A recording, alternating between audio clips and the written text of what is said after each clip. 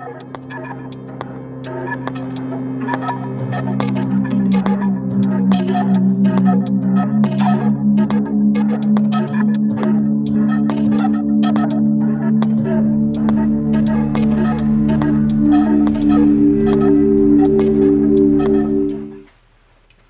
everybody, welcome to Frequency Freaks Workshop for December of 2020. I'm Paul Stillwell. We have a pretty special event for you guys this month. We have the culmination of our 3-module challenge. We're going to get to see everybody's videos. Now this 3-module challenge had a bit of a twist to it, and that twist was you could use 3 modules or less. So if you wanted to use 2 modules or even 1 module, then you were free to go ahead and do that. We also included people with semi-modular synths because we wanted as many people participating as possible. So we've included those people with the provision that, you know, if they're using an envelope generator, that counts as a module, a filter counts as a module, oscillator counts as a module, sequencer counts as a module, whatever they happen to have built into that semi-modular synth that equates to a single module in the modular world, then they're limited to 3 of those. We also have a really cool new feature that we're introducing to Frequency Freaks.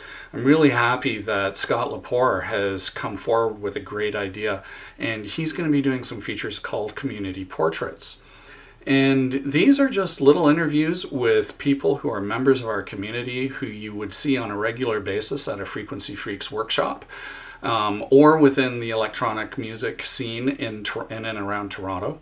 And it's a little interview followed by a performance, and hopefully that'll help us all get to know each other a little bit better as we're not able to see each other in person anymore. Or for the time being anyway. Hopefully it's for the time being. So this month we're starting that off with Les Hartai. And Les Harte is a really cool guy. He comes all the way from Guelph to Toronto. It's about an hour-and-a-half drive for him to get here on a monthly basis to attend a workshop. You know, from his perspective, I guess it's kind of fortunate that we're doing these virtually now, so he doesn't have to make the drive. But he has participated in the interviews and he's done a really cool performance. It's been really interesting to see his music evolve over the years as well as he's delved into modular and other types of synthesizers as well. So without further ado, we're going to get right into that. We'll start off with Les Hartai, and then we'll move right into the 3-module challenges. I hope you enjoy the workshop. Stay safe, stay healthy. We're taking a break in January, so there will be no workshop in January, and we'll see you all again in February. Have fun, make lots of cool sounds, and we'll see you soon.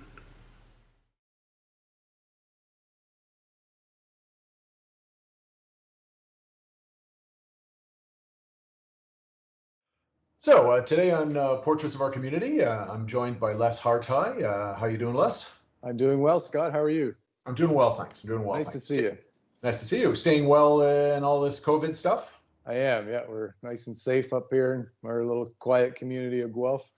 Yeah, it's one of the advantages, I suppose, right, of being out of the big smoke is less risk of picking it up when you go out to the store or whatever. Right? Yeah, the numbers have stayed pretty small around here, so that's nice. Well, look, fingers crossed that it'll settle down for everybody. So. Yeah, I hope so. Feeling for you guys in the T-dot. Yeah. So yeah, it hasn't really. I mean, for me, it hasn't been so bad, but I think there are certainly certain neighborhoods here that are that are heavily affected. So. But anyway, listen, like I said, I really appreciate you taking the time today. The whole idea, obviously, behind our series, Portraits of the Community, is just to introduce, find a little bit more about the people who are kind of regulars and give an opportunity, obviously, to, talk about our passion and stuff. So, like I said, I really, really appreciate you doing this. So I guess to start with, how did you get started with modular and I guess with electronic music or music just in general? Well, first off, thanks for having me. Appreciate it. Yeah, my pleasure. I started about 20 years ago getting into electronic music. I started working on the Electribe, Korg Electribe machines. I had a few of those. Yeah. The little drum synthesizer, which I still love, and the ESX, the sampler version, the red one with the tubes. Cherry red box. Yeah, for sure. That was my favorite box for more than a decade, I think, and I still quite enjoy it. Yeah, I still run mine, by the way.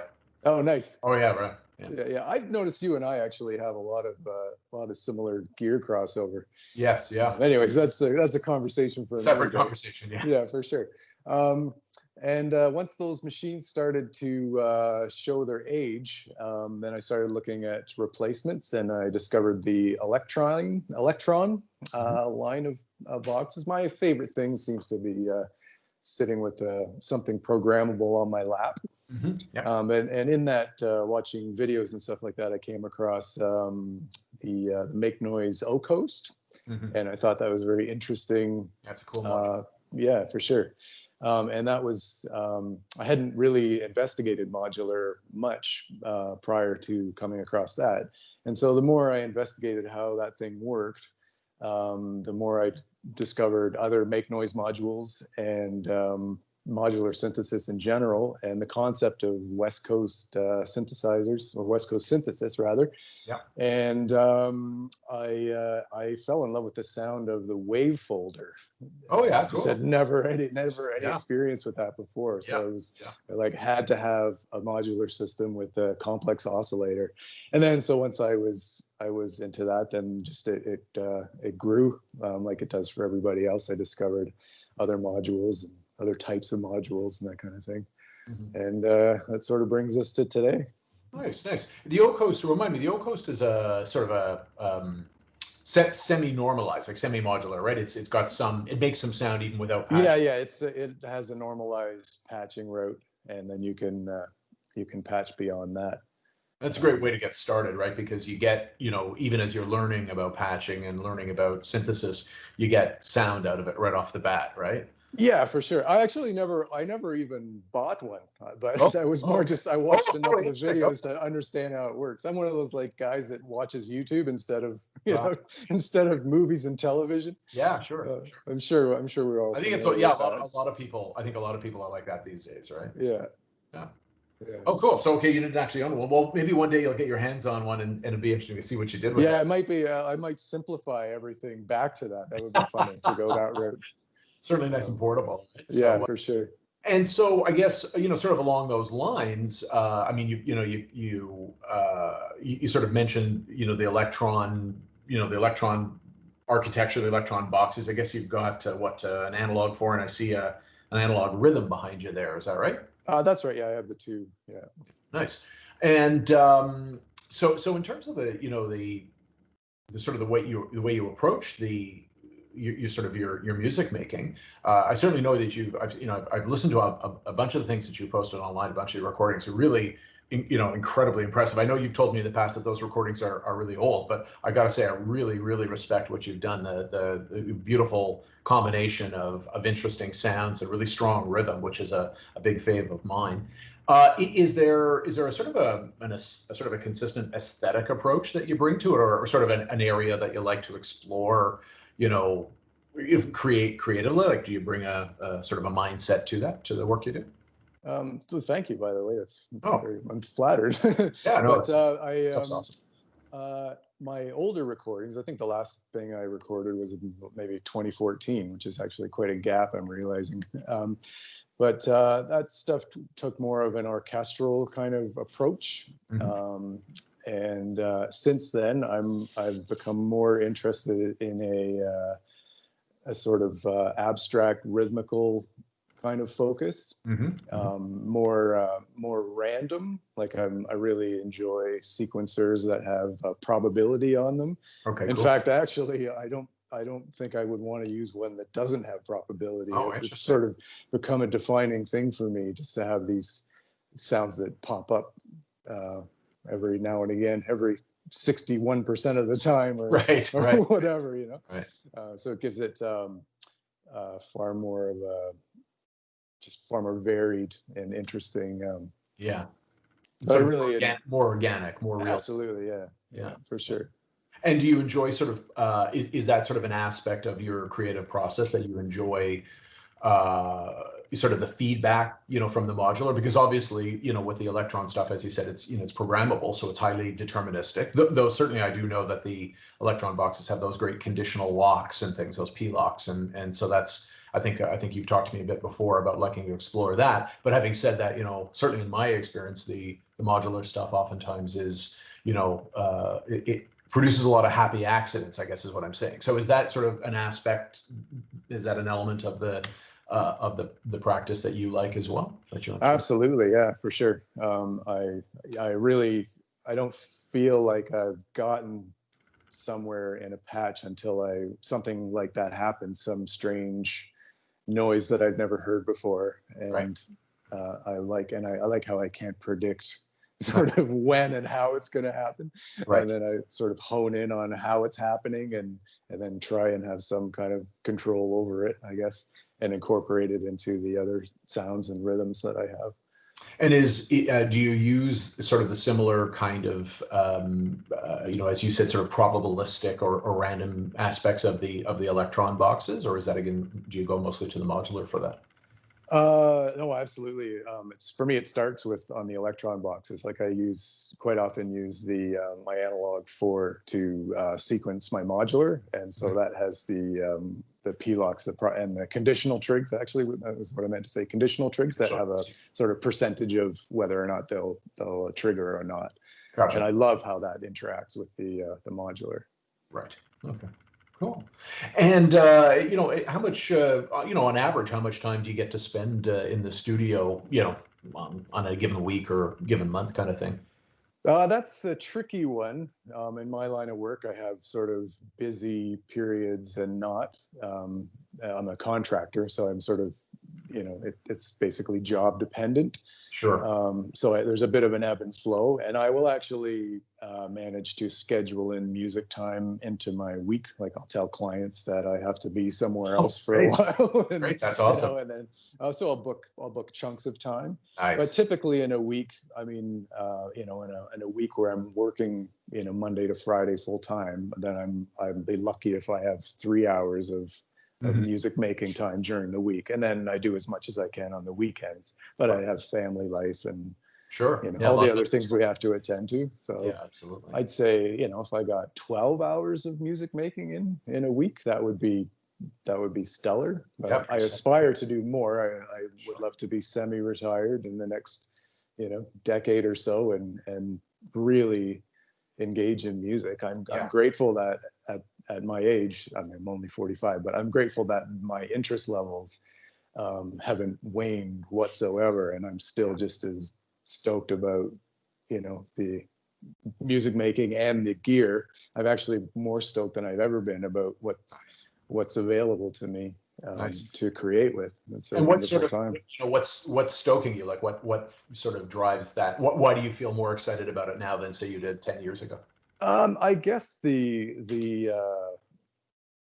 choices I have in front of me, and just I think the modular world in general is just, or in synthesizer world in general, is just completely on fire in the last however long. It's just a very exciting time. There's so many new and cool things coming out. It seems like on even a monthly basis, there's something new popping up. It's very true. Very true. Yeah. And do you use your computer at all? Like, do you use like DAW, like VSTs in a DAW or something like that, like live or? I used to, maybe 10 years ago. It was definitely part of my system, my setup, I mean. And I only use my DAW for recording. It's pretty much a tape machine right now. Right. I haven't been able to record, but much in the last several years for sure. But it is something it is definitely on my radar to record a new collection of music. Yeah. Hopefully before the pandemic ends I guess is my goal. Right. When we're all assuming it ends, I hope. And getting caught up with seeing friends and going out for dinner again. Yeah, for sure. That's so. And so in terms of your time, then, like when you do get time in the studio, do you have do you like to divide your time, between sort of different aspects of the modular? Like for me, I realize I should be spending time learning this stuff, like reading manuals or experimenting with the stuff, or some, God forbid, actually play and possibly record? Like, do you have any kind of like formula that you bring in terms of how you divide your time, or any approach that you bring to your time?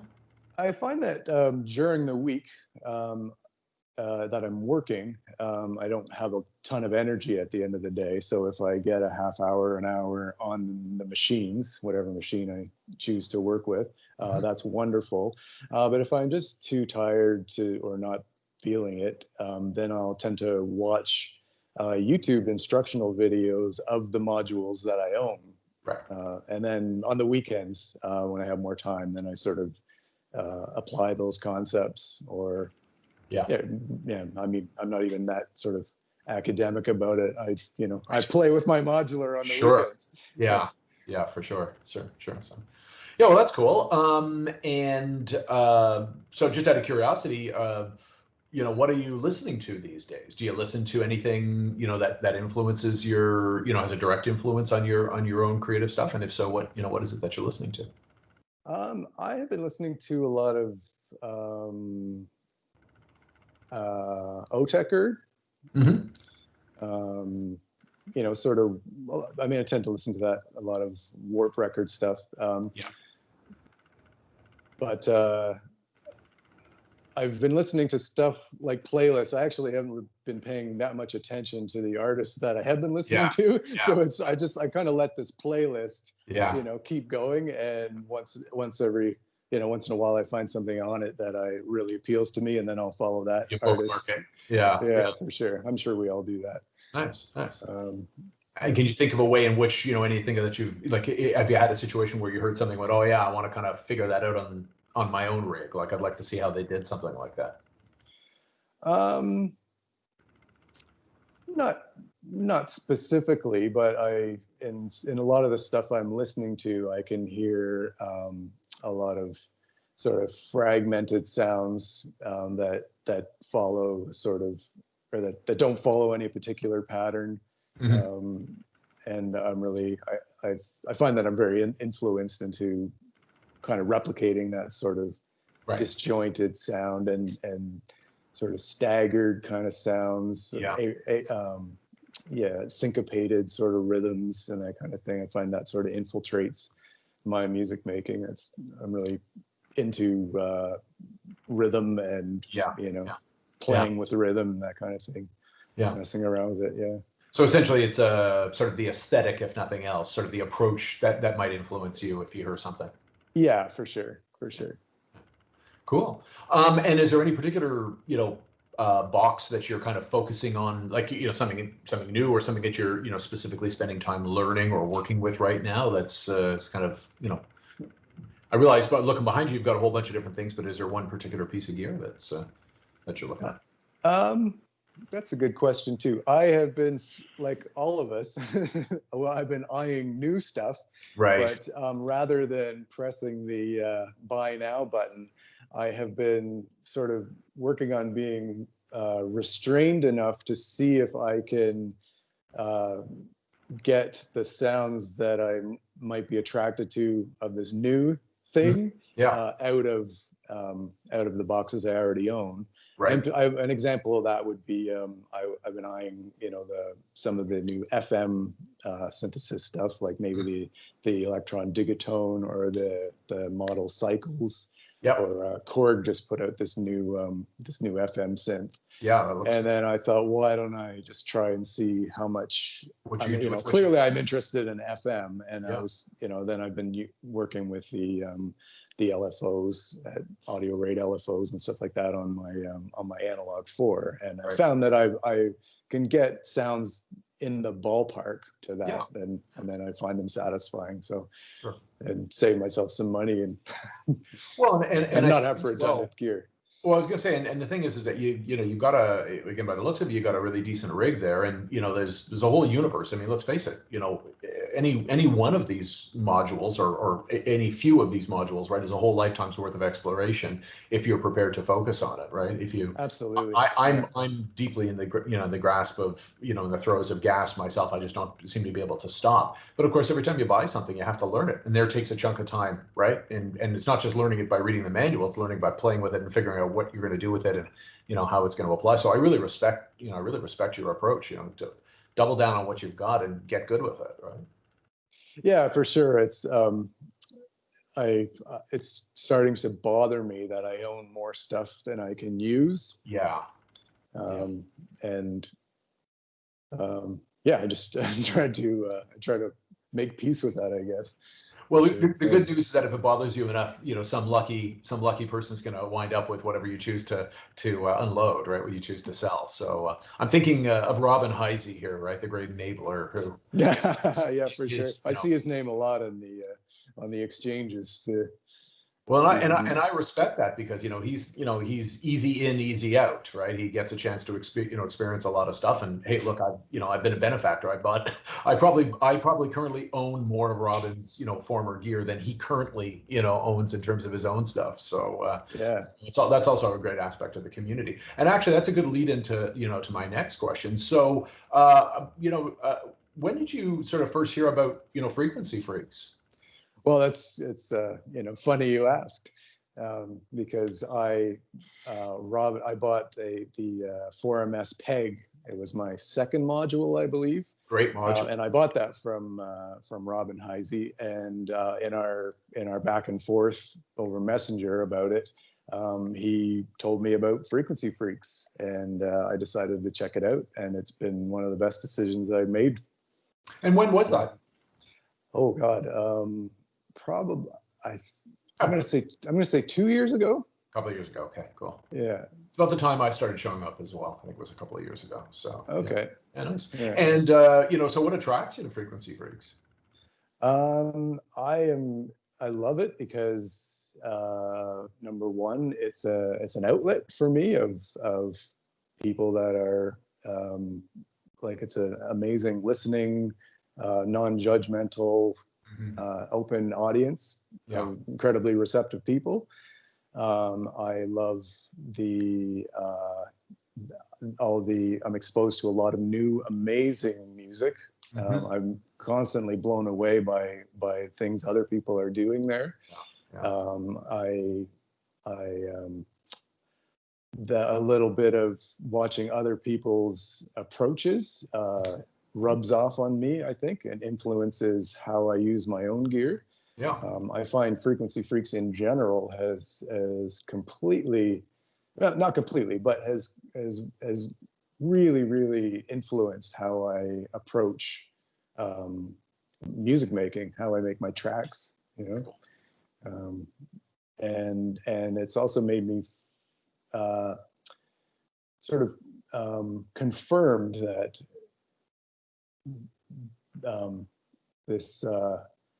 that there are no rules to music making. I tend to feel like there's rules that I grew up feeling like there's rules towards music making and how to convey that to an audience, or an audience won't appreciate it unless it has A, B, and C or whatever. Yeah. And Frequency Freaks has really helped me just to throw all of that in the garbage. And it's nice. And it's wonderful. Really expands your consciousness, eh? Yeah, absolutely. Yeah.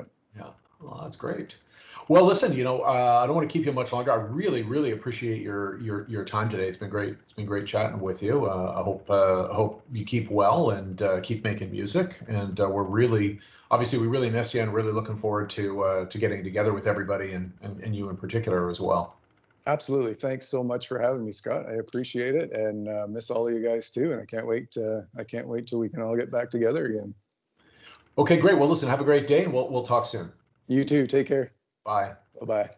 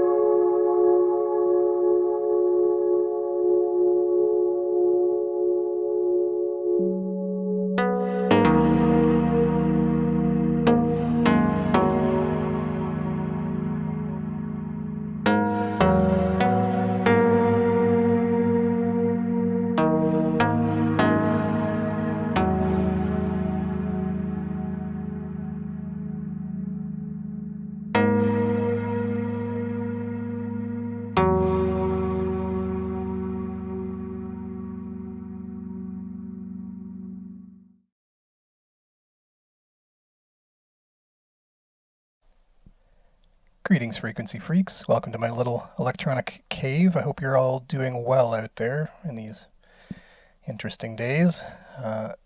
For some reason, the instinct for the 3-module challenge for me was to try taking a look at the Erica Synth's Black Octosource LFO module. After playing with it for quite a while trying to dial in something interesting, I realized that I needed to filter out some of the rougher frequencies, as it was a little... I knew it was going to be noisy, but it ended up being a little bit noisier than I was expecting. So I tried to flavor it a little bit more with my Roland bit raiser, and then a slight bit of panning with the Make Noise X-Pan. So let me move you in a little closer, and we'll get into it, okay? Okay, so the way I've got it set up, I have the number 1 output from the LFO going to the pan of the X-Pan. Number 2 is going to the low-pass frequency, high-pass frequency switch on the bit raiser. Output 3 is going to the phase CV of the Octosource. Number 4 is going to the sample rate of the bit raiser. 5 is the audio output. 6 is going to the filter cutoff of the bit raiser. 7 is going to the wave CV of the Octosource. And 8 is going to the FM input of the Octosource. Now again, this is a noisy patch. I was hoping for something a little more musical, but hopefully it's at least interesting. Okay, so let's take a look at this and play around with it.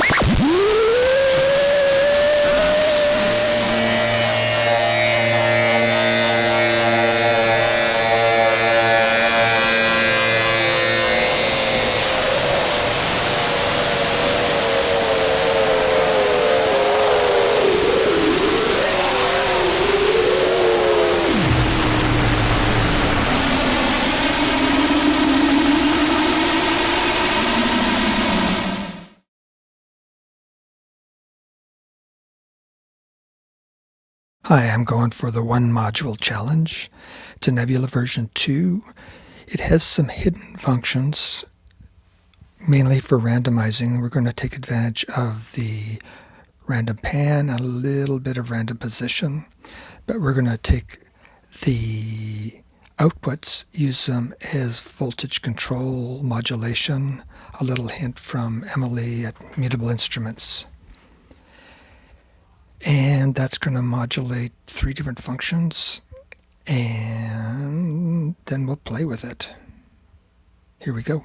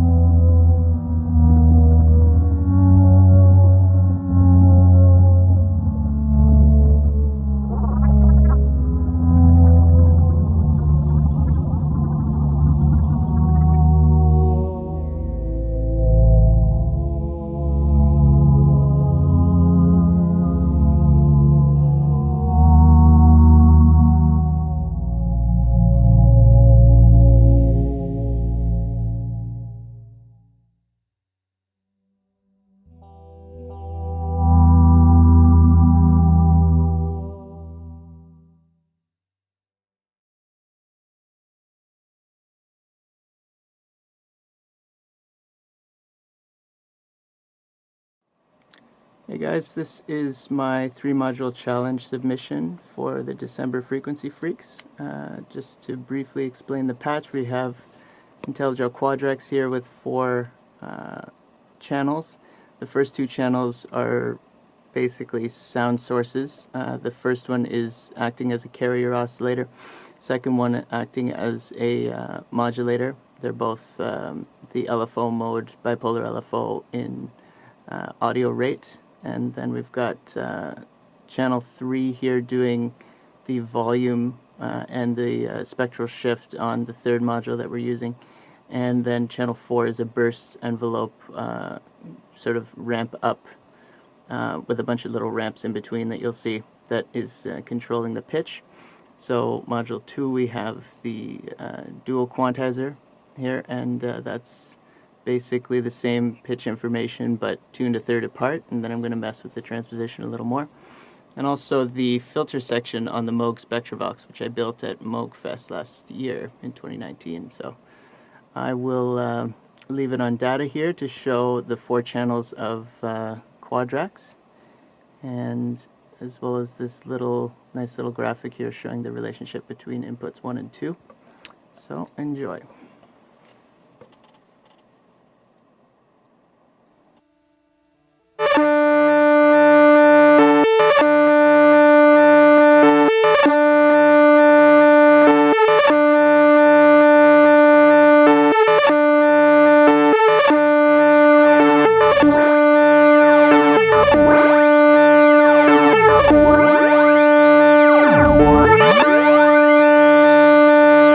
What?